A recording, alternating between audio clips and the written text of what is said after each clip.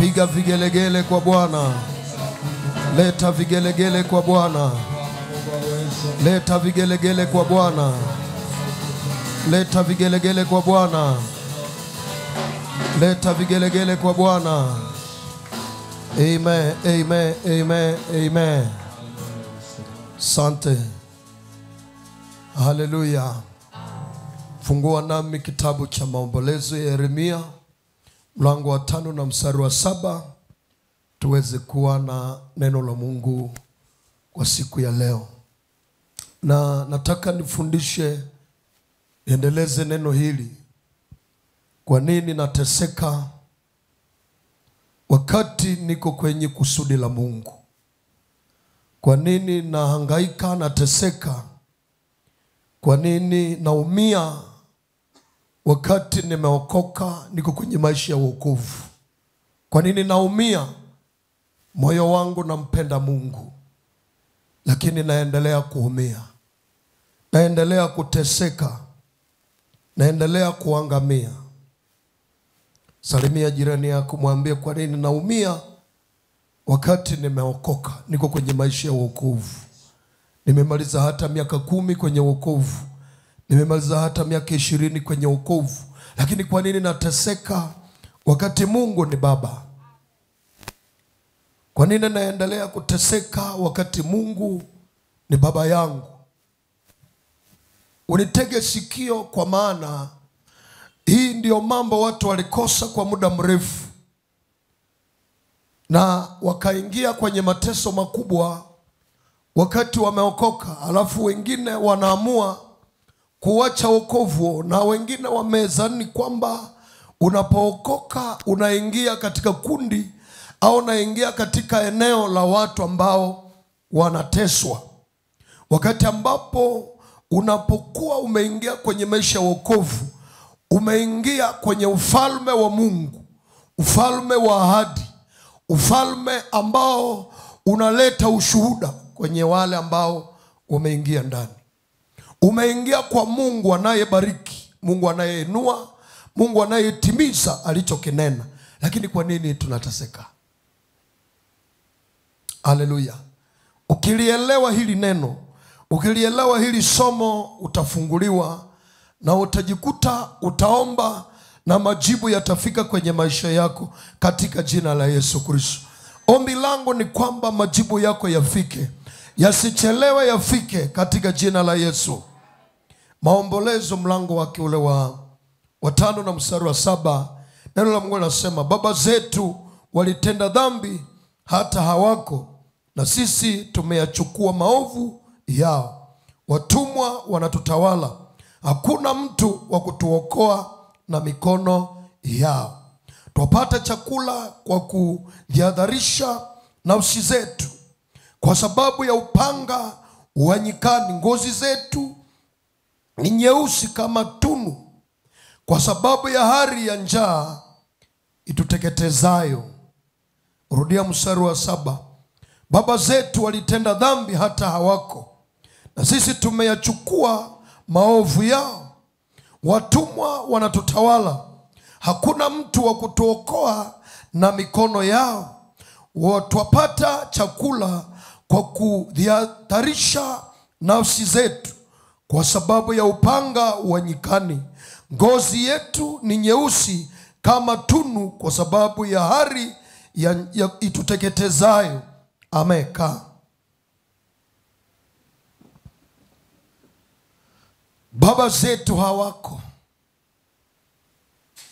lakini walipokuwepo walifanya dhambi, na sisi tumechukua maovu yao. Haleluya. Nataka niongelee aina mbili, vitu viwili hapa.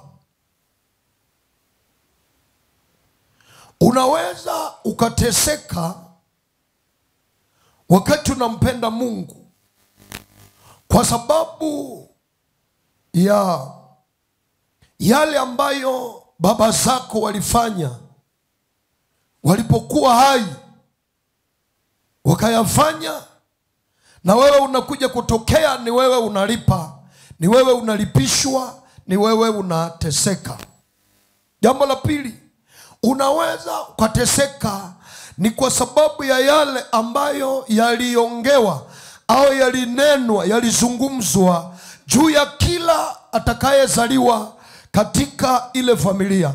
Kwa hiyo akainuka kuhani wa jamaa, akainuka kiongozi wa jamaa, akazungumza maneno makubwa kwa ajili ya walioko na watakaokuja katika ile familia. Alafu sasa wewe unakuja kuzaliwa ndani. Unifuata vizuri? Kwa sababu kuna watu ni walevi leo, lakini sio wao wanaotaka, lakini ni kwa sababu babu zao ndio walianzisha ule mradi au ndio walianzisha ile kitu na wakakitangaza kwa watu watakaokuja baadaye. Watu watakaokuja baadaye. Kwa hiyo unakuta kwamba unalewa zaidi ya babu. Kwa sababu sasa babu alilewa kidogo, lakini akatangaza ule ulevi. Akatangaza ule ulevi kwa vizazi vinavyokuja katika ile familia. Kwa hiyo wewe unalewa zaidi ya babu. Kwa sababu wewe ndiwe sasa unaweza ukanywa mara mbili kuliko yeye. Hasa unachotakiwa kujua ni nini? Unachotakiwa unapokuwa umeanza maisha ya wokovu au umeanza kumtumikia Bwana, lazima ulifahamu neno la Mungu. Sema neno la Mungu. Lazima ulifahamu neno la Mungu. Litakuangazia na litakuonesha, litakufundisha jinsi ya kutoka katika vile vifungo au ile mikataba au zile sheria ambazo zimeandikwa katika familia. Vinginevyo utashangaa unampenda Mungu lakini bado unarudishwa nyuma. Unarudishwa nyuma. Unashangaa. Vinginevyo utashangaa unamaliza kama Samsoni. Wakati ambapo Mungu amekupa mafuta ya kutosha, amekupa neema ya kutosha, amekupa nguvu ya kutosha, unashangaa unamaliza kama Samsoni. Jambo la kwanza lazima ujue, kwa maana neno la Mungu linasema watu wangu wanaangamizwa kwa kukosa kujua. Angalia katika Hosea mlango wake ule wa 4 na mstari wake ule wa 6. Anasema watu wangu wanaangamizwa kwa kukosa kujua. Anasema kwa sababu umekataa kujua, basi nami nimekukataa usiwe kuhani. Anaongea makuhani, yani wale ambao wanalichukua neno. Unaweza kuchukua Biblia kwa muda mrefu lakini unateseka. Na huko unachukua Biblia unateseka. Alijiuliza mbona Biblia, hata kuna wengine unaweza ukaisegemea, unaisegemea, unaifanya kama shuka, lakini unashangaa siku uliyoisegemea unakabwa, unanigwa au mapepo zinakushambulia wakati umeisegemea Biblia ambao mna neno la Mungu. Nimepigwaje wakati ambapo nimeisegemea Biblia? Nilikuambia tulikwenda kuomba na mtumishi wa Mungu moja, tukaenda kuombea mgonjwa. Sasa nikaona kwamba yeye anachukua Biblia, akaanza kupiga yule mgonjwa. Sasa nilipomuuliza, wewe unampiga na Biblia? Akasema unajua ni neno la Mungu na hii ndio silaha kabisa.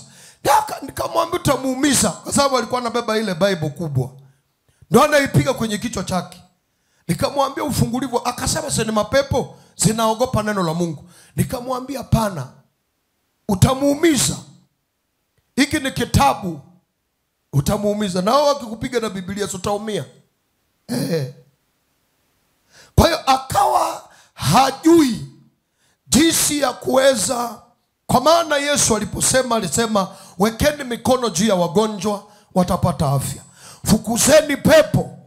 Hakusema pigeni watu kwenye Biblia. Pigeni watu kwenye Biblia. Angalia katika Waamuzi mlango wake ule wa 16 utaona habari ya Samsoni. Samsoni alikuwa mtumishi wa Mungu ambaye Mungu amemuita kwa ajili ya kazi, na Mungu ameweka mafuta upako au neema juu ya Samsoni. Lakini angalia jinsi huyu kaka alivyokuwa ameshindwa. Na neno la Mungu linaongea habari ya Samsoni. Alikuwa ni wa kabila la Dani. Alikuwa wa kabila la Dani.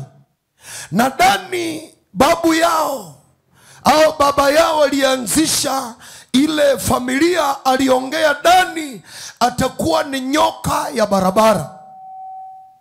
Atakuwa ni nyoka ya barabara.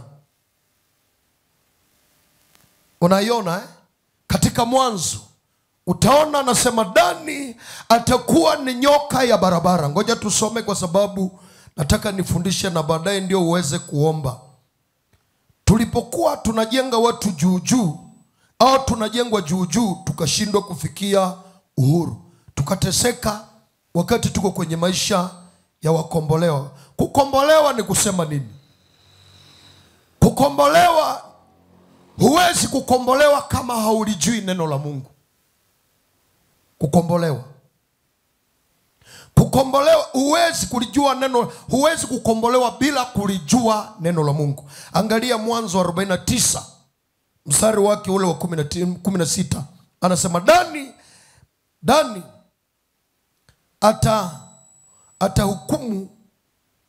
atahukumu watu wake kwa moja ya makabila ya Israeli. Dani atakuwa nyoka barabarani, bafe katika njia, aumaye visingino vya farasi. Aumaye visingino vya farasi, hata apandaye ataanguka chali.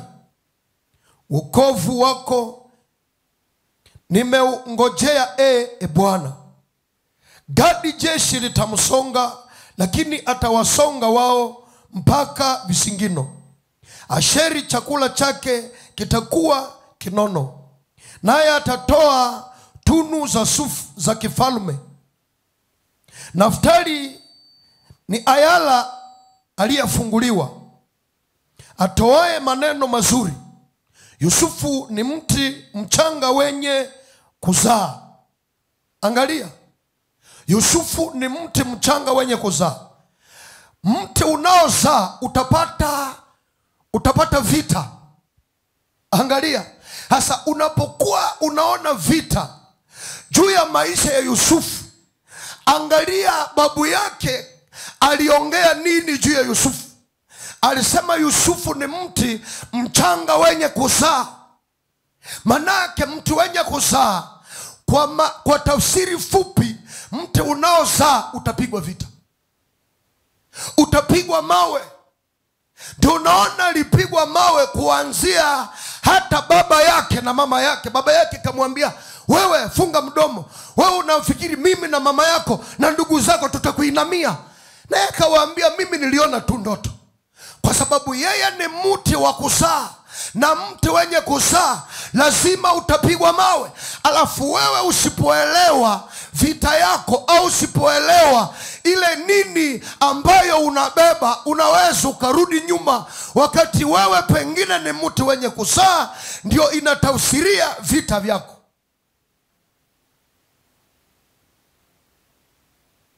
Haleluya. Kwa sababu kumbuka Jumapili nilifundisha ya kwamba vita vya kuiendea hatima yako, au vita vya kuliendea kusudi la Mungu juu ya maisha yako. Na hii sio kwamba tu ni wanaume ndio wanapigwa vita, wanawake, kwa sababu Mungu hubebesha watu makusudi yake, wanawake na wanaume wote Mungu anawapa kusudi.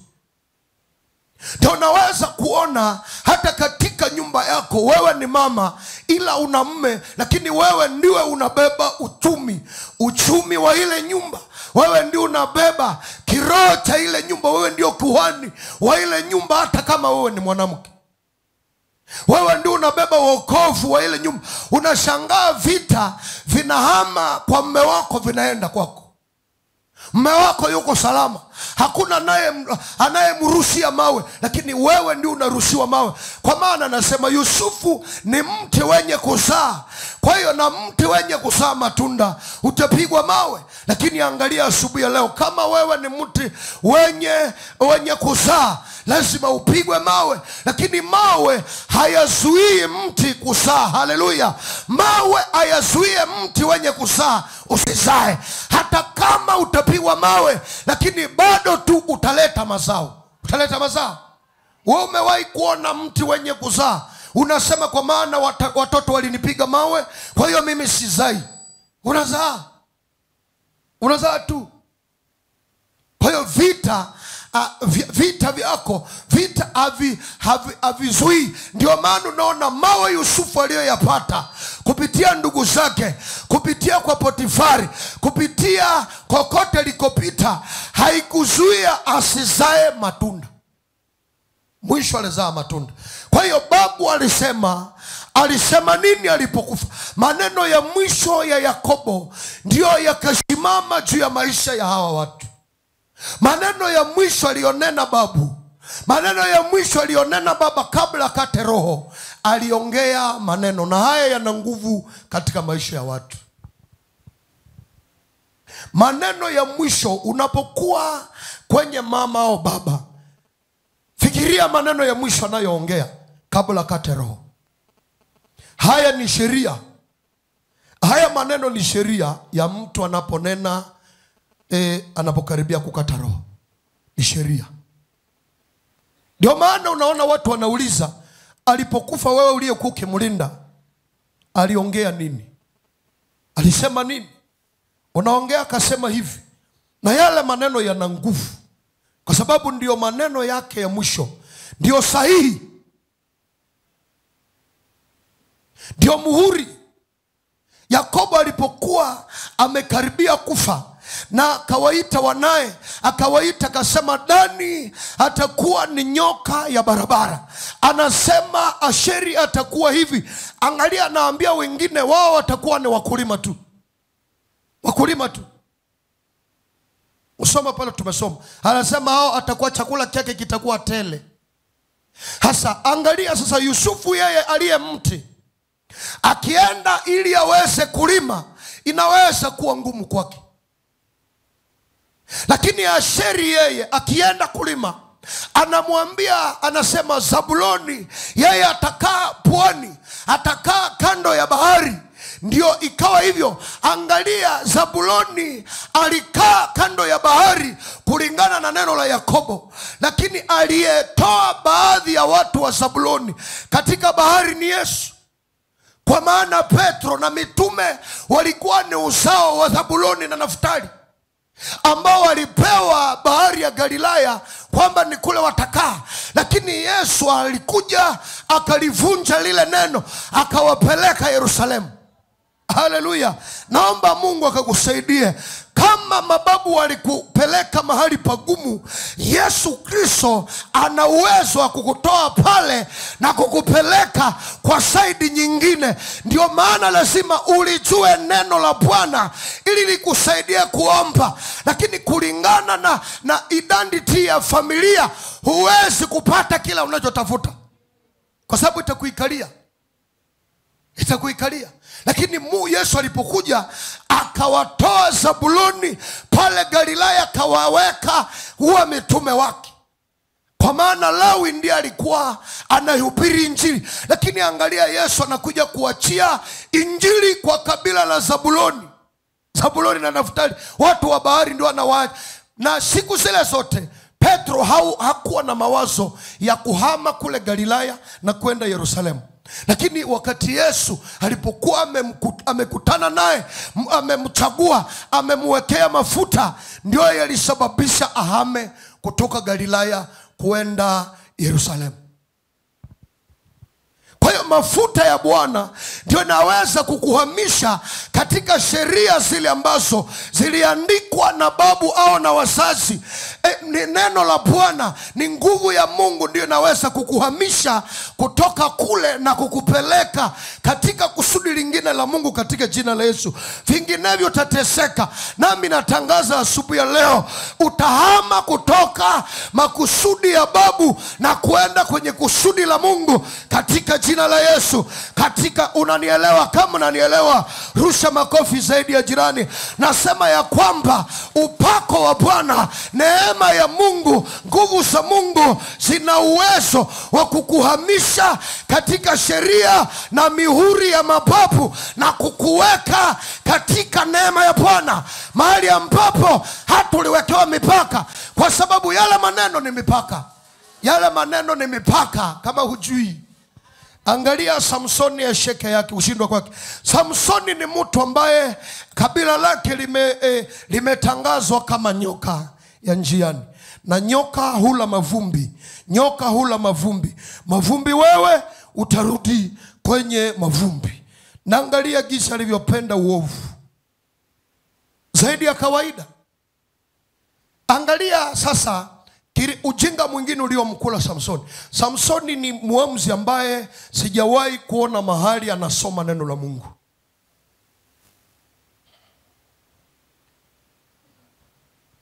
Nataka niweke pale sawa. Samsoni ni muamuzi ambayo sijawahi kuona mahali wanasema Samsoni akalichukua neno la Mungu akalisoma. Hakuna. Watu wangu wataangamia kwa kukosa kujua, na ile ikapelekea kuangamia kwake. Kwa maana Samsoni, hakuna mahali Samsoni anaangalia sheria ya Bwana. Ni kweli amepewa zawadi, amepewa upako, amepewa neema, amepewa karama, lakini karama yake, karama bila kulijua neno, karama bila kulijua neno, zawadi bila kulijua neno, utashindwa tu. Utashindwa tu. Usome Samsoni, utaona kwamba hakuna. Lakini angalia Gideoni. Gideoni anasema nini? Baba zetu anasema hivi, anasema yako wapi matendo makuu ya Mungu waliotufundisha? Angalia, manake Gideoni alipata neema ya kujua yale Mungu aliyofanya miaka ile ya zamani. Alipata kusoma vitabu vya Musa, alipata kusoma sheria, alijua kwamba Israeli ilivuka mto wa Yordani kupitia ishara pamoja na Yoshua. Akajua hata kama hakuishi wakati wa Yoshua, lakini aliangalia yaliyopita kipindi cha Yoshua. Hata kama hakuishi wakati wa Musa, Gideoni alijua yaliyopita hata kule Misri kupitia historia. Alijua, alikuwa nao wakati. Na angalia alivyopiga wa Midiani. Aliwapiga. Na malaika akamwambia, nenda kwa ule uwezo utawaokoa watu. Nenda kwa ule uwezo. Ana uwezo gani? Kwa ile kujua. Ile kujua ni uwezo. Ufahamu ni uwezo. Ufahamu ni uwezo. Ufahamu ni uwezo. Ufahamu ni uwezo. Gideoni akaweza, ambaye ni muamuzi. Samsoni akashindwa, ambaye ni muamuzi. Kwa maana Samsoni yeye mawazo yake alikuwa anapendelea wanawake, hakupendelea sheria ya Mungu. Na kwa sababu karama bila neno, hata shetani mwenyewe anaweza kaitumia, kwa sababu haujui. Tatizo tulilo nalo saa hizi ni kwamba wale tunaofundisha sasa hawana uzoefu wa kuandika, yani watu wanaleta tu vichwa kwenye kanisa. Ndio shida tulio nayo. Wakati hujui kitu, utachelewa wakati huchukue vitu vya Mungu maanani. Angalia kaka alichelewa Samsoni. Hakujua neno la Mungu, kwamba ndilo litamsaidia kwa kile kipao. upako unapaswa kuzungukwa na ujuzi wa neno la Mungu. Neema ya Mungu, uko na kipawa cha Mungu, kwa sababu Mungu hana upendeleo. Ndio maana alikuwa anakamata Dani, anakamata Naftali, anakamata Zabuloni, anakamata Benyamine, anakamata ili watu wasifikiri Mungu ana upendeleo. Alikuwa anakamata wote. Watu walikuwa wanashindwa kulingana na identity zao, ndio walikuwa wanashindwa. Angalia kwa mfano Sauli ndiye alikuwa mfalme wa kwanza katika Israeli, lakini akashindwa kwa sababu ya nini? Kwa sababu ya maneno yaliyoongewa juu yake na Yakobo. Maana alisema Benyamini atakuwa ni umbwa ya mwitu, umbwa ya pori, ambayo kazi yake ni kula mawindo. Ndio Mungu akamtuma kwenye vita, akamtuma nenda, akampa nchi yote itawale, lakini akashindwa kwa sababu yeye ana kifungo cha umbwa. Kwa sababu imbwa hata uitandikie, hata uikalangie nyama, lakini mwisho itaenda jalani kula kule, wakati ambapo imeacha bakuli ya nyama. Ndio maana Samueli akamwambia umefanya dhambi kwa kuacha hai kondoo na kumwacha hai mfalme Agagi. Akamwambia hapana, tulileta zile kondoo, tutazitolea Bwana wako Mungu wako kama dhabihu. Akamwambia wewe mfalme mzima, Israeli ni yako, kondoo zote, vitu vyote ni vyako. Je, zile kondoo za Waamaleki ndizo zitakuwa sadaka ya Mungu? Wakati yeye nchi yote ni yake, fedha na kila kitu. Anataka toe sadaka tu kwa ile marupurupu aliyotosha kule kwenye vita. Ndio akashindwa, kwa sababu yeye ni umbwa, na kazi ya umbwa ni kula mawindo. Akaleta mawindo, na alipoleta mawindo akashindwa. Sasa kwa nini nakufundisha hii? Ili ujue rangi na ujue sheria katika familia yako. Itakusaidia, kwa sababu tunaposema tukatae yale yaliyopita kwenye familia, wewe hujui, utaombaje? Wewe utasema nimeokoka, pale msalabani yote iliisha pale. Soma Yohana mlango wake wa 8. Soma kitabu cha Yohana mlango wa 8. Utaona hapa. Angalia mstari wake ule wa 61 katika Yohana habari njema. Ona hii neno la Mungu hapa. Soma neno la Mungu katika Yohana mlango wa 8. Ukaangalia hapa kitu moja ambacho nataka nikifundisha hapa. Neno la Mungu linasema hivi, mstari wake ule wa 61. Basi Yesu akawaambia wale Wayahudi waliomwamini, ninyi mkikaa katika neno langu, mmekuwa wanafunzi wangu kweli kweli, tena mtaifahamu kweli, na hiyo kweli itawaweka huru. Wakamjibu, sisi tu uzao wa Ibrahimu, wala hatujawa watumwa wa mtu wakati wowote. Nao wasemaje, mtawekwa huru? Yesu akajibu akaambia, aminu aminu nawaambia, kila atendaye dhambi ni mtumwa wa dhambi. Wala mtumwa hakai nyumbani siku zote, mwana hukaa siku zote. Basi mwana akiwaweka huru, mtakuwa huru kweli kweli. Soma ile 66. Basi mwana akiwaweka huru, mtakuwa huru kweli kweli. Haleluya. Hawa ni watu wasiojua. Yesu anawaambia, kwa maana mumeliamini neno langu, lazima muwe wanafunzi. Niwafundishe. Anawaambia, mkijifunza ndipo mtafikia uhuru. Lakini hii kusema tunakuamini haitoshi, lakini mkuwe wanafunzi wangu, nitawafundisha kweli, na ile kweli ndio mtakuwa huru. Lakini mpaka sasa hivi, hata kama mmeniamini, hamjakuwa huru.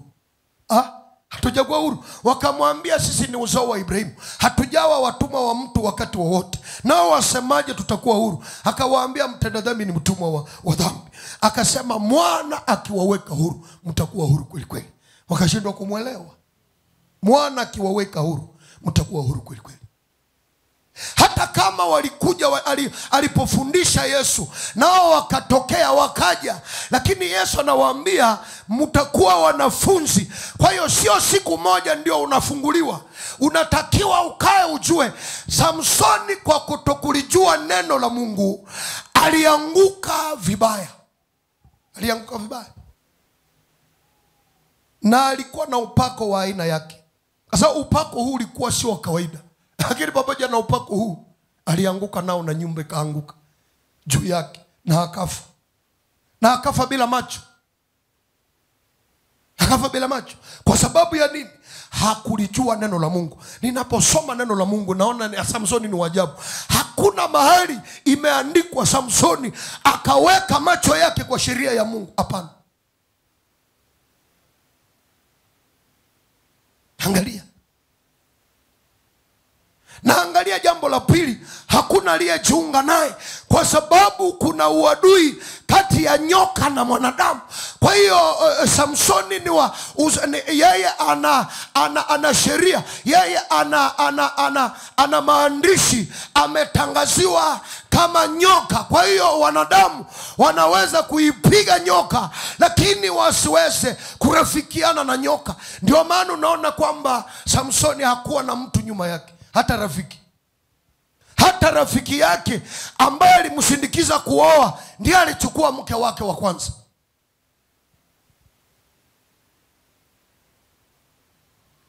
Unaona?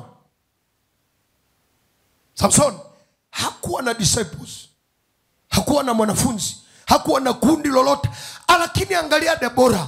Debora aliposhimama alikuwa wa kabila zile zingine za Wanaftali na Zabuloni kule katika Waamuzi mlango wa 4. Utaona kwamba aliita watu kutoka Kadeshi.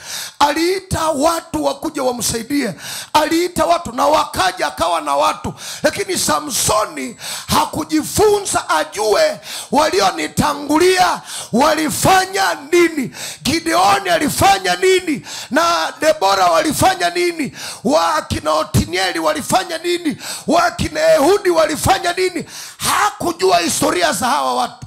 Yeye alitembea na upako bila kujua sheria ya Mungu. Ni kama mtu anatembea na karama. Hata unauliza mtu na Biblia, sina pesa za kununua Biblia, lakini ana karama ya unabii, ana karama ya kutabiri, ana karama ya kutabiri, anaongea sana, anaomba sana, ananena kwa lugha, lakini hana Biblia, hana Bible nyumbani. Unajiuliza huyu mtu huyu atashindwa kama Samsoni?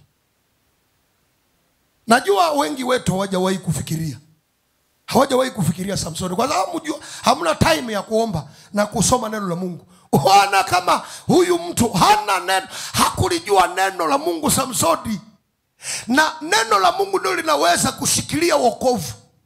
Katika maisha ya wokovu, hata kama umenyosha kidole na kuamini Yesu kama Bwana na Mwokozi, lazima ulijue neno ili ujue kutembea katika maisha ya wokovu. Kwa maana usipojua hapa, utateseka, utahangaika, utaumia kwa sababu ya kukosa kujua. Aliumia Samsoni kwa sababu alikosa kujua. Waamuzi walionitangulia walitembeaje? Walioishi na upako kama mimi walitembeaje? Walitembeaje? Akaumia. Huyu Sauli aliye na maandishi ya kwamba yeye ni umbo ya pori. Usome pale, ukasoma katika Mwanzo, bado tuko kwenye Mwanzo. Uone kilicholeta Sauli kushindwa na kuanguka katika ufalme. Kwa sababu yeye kwa neno la babu yake, mwanjilishi wa jamaa, yeye ni umbwa. Umbwa haiwezi kuongoza watu. Kwa sababu hayo, ikishika kitu lazima inyang'anywe. Ikishika kitu lazima inyang'anywe. Ndio maana alishika kitu akanyang'anywa. Ndio Samueli akasema maneno hapa. Akasema kwa sababu ya hii ufalme umeondoka, umenyang'anywa kwako, umepewa jirani aliye mwema kuliko wewe. Unaona ile maneno? Umeona ile neno, anasema umenyang'anywa ufalme. Katika mstari ule wa 27 kwenye Mwanzo, Benjamin ni mbwa mwitu mwenye kurarua. Asubuhi atakula mawindo na jioni atagawanya mateka. Ndio maana alileta mateka kwa mfalme wa Waamaleki. Kuna wengine wametupata njiani. Mungu alinena kwa kinywa cha Musa kwamba nitakuwa na vita na Waamaleki milele. Kwa maana Waamaleki ni wale walio attack Israeli walipokuwa wanatoka Misri, wako katika njia kuelekea ahadi yao, kuelekea nchi ya Kanani. Waamaleki wakajipanga wapigane na Israeli. Ndio Musa akapanda kwenye mlima na Yoshua akaenda kwenye vita. Musa kainua mikono, Israeli wakashinda. Waliposhinda ule ushindi, Mungu akanena kwa kinywa cha Musa akasema, nitakuwa na vita na Waamaleki milele. Ndio Mungu alipoona mfalme ameinuka, mfalme kutoka kabila la Benjamin, akamwambia, enda upige Waamaleki, uue watoto, wanawake, wanaume, kondoo, chochote, uue kila kitu. Ndio mfalme Sauli akaenda. Alipokwenda akaua kabisa. Akaona kondoo zenye mafuta, akaona kondoo yeye ni mbwa. Aliambiwa asubuhi atakula mawindo na jioni atagawanya nyara. Nyara ni kusema bitedegere, manake vitu mlivyoshika mlipokuwa mkipambana, ndio zinaitwa nyara. Baba yake ndiye alisema, babu yake Yakobo ndiye alisema kwamba Benyamine ni mbwa ya mwitu, hapana ya nyumbani, mbwa pori. Mbwa mwitu, yeye ni mbwa mwitu. Kwa hiyo atagawanya mateka jioni na asubuhi atakula mawindo.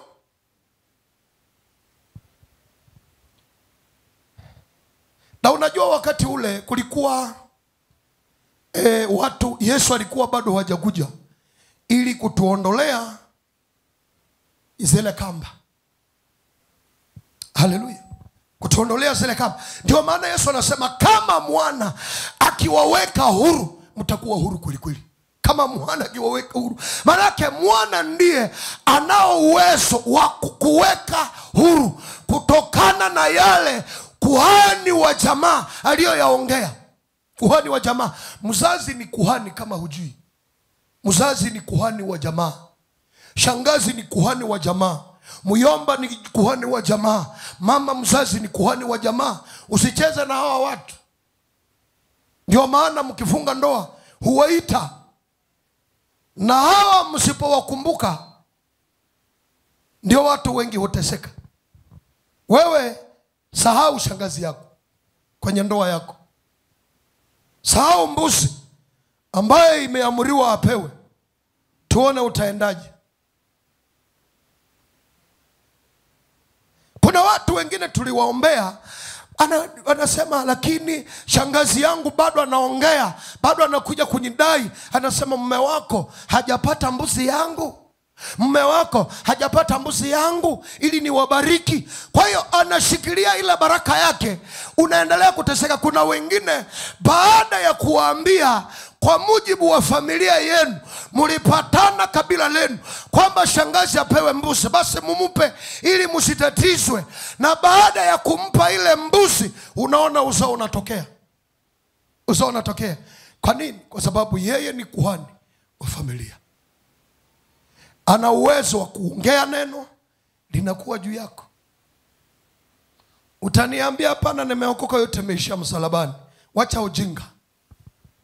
Naambia jirani yako wacha ujinga. Yesu anasema mumeamini lakini mtakuwa wanafunzi. Na katika wanafunzi mtajua kweli na kweli itawaweka huru. Na nimewapa maisha ya mtumishi wa Mungu Samson ambaye alikuwa na upako wa hali ya juu, na hapa sijawahi kuona aliye na upako. Hata Yoshua hakuwa na upako kama ule wa Samsoni. Hata Musa hakuwa na ule upako. Alikuwa na upako wa hali ya juu, upako wa kubeba milango ya mji, upako wa kupiga maadui yeye peke. Hahitaji mtu mwingine kumsaidia. Lakini kitendo cha kutokulijua neno la Mungu, akashindwa kutembea katika sheria za ule upako. Hakutafuta sheria za yule aliyempa upako. Tafuta sheria za yule aliyekupa karama, aliyekupa zawadi. Tafuta sheria yake, itakuongoza. Usiende na karama ambayo umepewa na Mungu, lakini hujui alichoandika yeye aliyekupa karama. Watu wengi wanaumia leo kwenye ndoa zao. Nianzie tena hapa. Watu wengi wanaumia kwenye ndoa zao. Wako kwenye ndoa iliyoanzishwa na Mungu, lakini hawataki yule Mungu. Angalia walivyofanana. Angalia walivyofanana. Watu wanatembea kwenye ndoa ambayo haikuanzishwa na mwanadamu, haikuanzishwa na mwanaume au mwanamke kusema nasikia tamaa, nahitaji mwanamke. Hapana, Mungu mwenyewe ndiye alisema si vema mtu huyu awe peke yake, nitamfanyia msaidizi. Akaweka sheria za kuilinda ndoa. Watu wanaingia kwenye ndoa tu bila kujua sheria za kulinda ndoa. Ndio leo ndoa imekuwa vyanzo vikubwa vya watu kujitundika, vyanzo vikubwa vya watu kupata pressure, vyanzo vikubwa vya watu kunywa sumu. Kwa sababu ya nini? Watu hawataki kusoma sheria. Hawana time. Watu hawana wakati. Watu hawana wakati leo hii. Hawana wakati wa kujua kweli inayohusu karama zao, inayohusu zawadi wanazozibeba, inayohusu una zawadi ya kufanya biashara, lakini huna time ya kujua wafanya biashara waliookoka wanatembeaje ili uchumi wao uweze kupanda. Huna ile wakati. Unaumia, unateseka. Mfanya biashara mjinga ambaye hajui Wakristo wanatembeaje kwenye sheria ya biashara, na wapagano wanatembeaje kwenye sheria ya biashara na miungu yao. Bwana sifi. Unaweza kushindwa hata kama Mungu amekuita, kwa sababu babu zako waliandika sheria, na ile sheria bado hujajua ukweli wa Mungu jinsi ya kutoka katika ile sheria ya mababu. Wewe unasema tu ile kunyosha mdole ndio imekusaidia kutoka. Hapana, mtajua kweli na kweli itawaweka huru. Katika kitabu cha Mathayo mlango wake wa 17 mstari wake kama ni 21 kama na 2 pia anasema namna hii haiwezi kuondoka kwa maisha ya watu isipokuwa kwa kuomba na kufunga. Unaona? Kuna sheria nyingine ili kuachilie, ili ivunjike, lazima kuomba na kufunga. Lakini wewe sheria zote unatumia kuomba, unatumia kufunga. Sheria ya kuchomoka, kuenda mbele kiuchumi, unafunga na kuomba. Sheria ya ndoa unafunga na kuomba. Sheria ya uzao unafunga na kuomba. Mjinga tu. Mjinga tu. Unafunga na kuomba. Wewe uliye na mume na mke, mnapigana kwenye ndoa, wewe unakwenda kufunga na kuomba. Badala ya kutafuta hekima ya Mungu, badala ya kutafuta ujuzi, kujua nitalindaje mume huyu, nitamlindaje kwa mujibu wa neno la Bwana.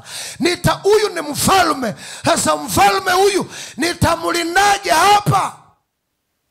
Tafuta sheria, tafuta ujuzi, tafuta kujua, tafuta kujua. Watu wa Mungu wanaangamizwa pasipo kwa kukosa kujua neno la Mungu, kama upanga, damu ya Yesu kama kuondoa zile dhabihu, na jina la Yesu kama silaha. Lakini vinginevyo tutakuwa nasema niko juu ya yote. Kila silaha itakayoinuliwa kinyume changu haitafanikiwa, na kila neno litakaloongewa kinyume changu halitakuwa. Unashangaa linakuwa. Mbona nimeomba kila silaha itakayowekwa juu yangu haitafanikiwa? Imefanikiwa. Hasa dididi. Ndio unasema manake hii ni mapito. Hapana, unatakiwa ujue ili uchomoke pale. Nafanya biashara hii kwenye familia miaka iliyopita. Watu wa familia walifanya nini? Kweli kweli walikuwa wafanya biashara? Utakuta kwamba sio wafanya biashara.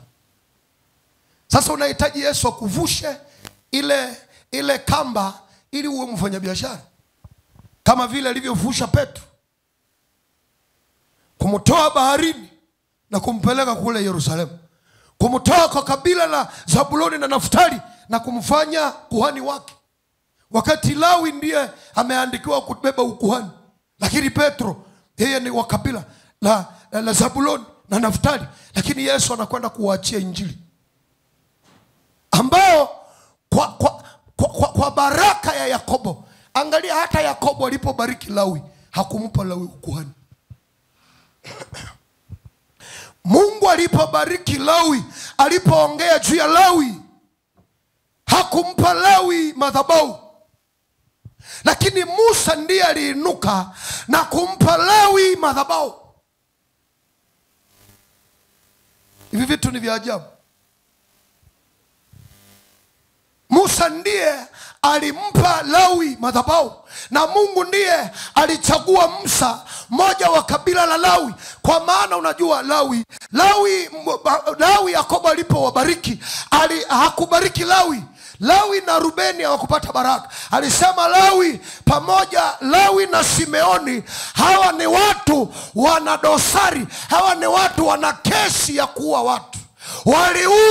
Walivunja pia mfupa wa ng'ombe ambayo haingepaswa kuvunjiwa. Kwa hiyo hawa, mimi kama baba yao siwezi kuingia kwa kikao chao. Na akapita akabariki Yuda. Kuanzia hapo wao wakaridhi madhabahu ya hasira. Lawi wao waliridhi hasira. Akasema kwa hasira yao waliua mtu, na kwa hasira yao walikata mshipa ya ng'ombe. Wakati Yakobo alipokuwa Penueli, alipoteguka na malaika, kuanzia hapo ilibidi Israeli wasile wala kukata mshipa wa ng'ombe.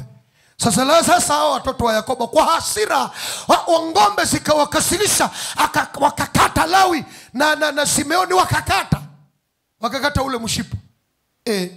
Kumbe Yakobo akajua. Wakati dada yao Dina alipokuwa amenajisiwa, amebakwa, walienda kuua ule mji, wakaua wanaume wote wa ule mji.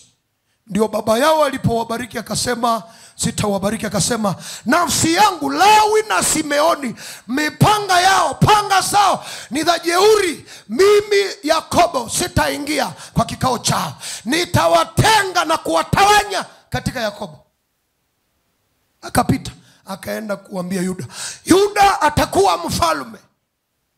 Ndio maana unaona Daudi alipokamata ufalme haukuondoka, kwa sababu neno la Yakobo lilimpa Yuda ufalme. Angalia, neno la babu lilikupa ulevi. Angalia, neno la babu lilikupa umalaya. Unawasha kabisa kwa umalaya, uko terrible, uko matata, kwa sababu ya nini? Neno walilolitangaza. Hata kama uko kwako, lakini angalia maisha yako, hata kama uko kwako hutosheki kwa sababu ya didi. Babu alisema wewe unaweza ukawapa wanaume 10 au 5. Wakaandika ile sheria. Angalia, wewe walikuambia wewe huwezi kuwa kwenye ndoa. Ndio maana ndoa umeshatoka, hata kama umezaa umetoka, kwa sababu wewe kwa mujibu wa familia huwezi kuwa kwenye ndoa. Shetani atafanya vita mpaka ndoa ivurugike. Kwa hiyo uishi hivi na unajikuta huru, kwa sababu ndio kile kilichoandikwa. Hasa Biblia inasema kama mwana akiwaweka huru, mtakuwa huru kweli kweli. Unahitaji uwe huru kutoka zile sheria. Menginevyo wanasema baba zetu hawako tena, lakini kabla walipokuwepo walifanya dhambi, na sisi hatukuwepo, lakini waliandika kitabu cha sheria, na sisi tunakula, tunatumia, tunapata mateso kwa yale waliofanya. Sauli ya kushindwa mwenyewe, na maneno ya Yakobo ilimsaidia kushindwa ufalme. Hukushindwa wewe mwenyewe. Kwa hiyo unahitaji kumshika mwana, akikuweka huru utakuwa huru kweli. Ndio maana ili kifungo cha ulevi kianguke katika maisha, wewe una roho ya kutapanya mali. Una roho ya kutapanya mali kwa sababu babu yako alitapanya mali.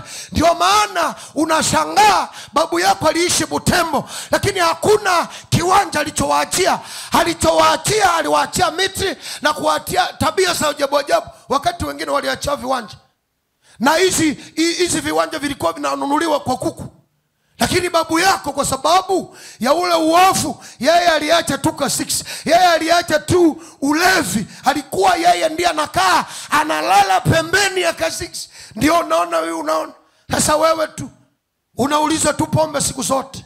Hata ukiambiwa itakuumiza huwezi kusikia. Kwa sababu ndio mwana akiwaweka huru, mtakuwa huru kweli. Kamba hii anayeweza kuivunja ni Yesu Kristo. Shimama kwa miguu yako.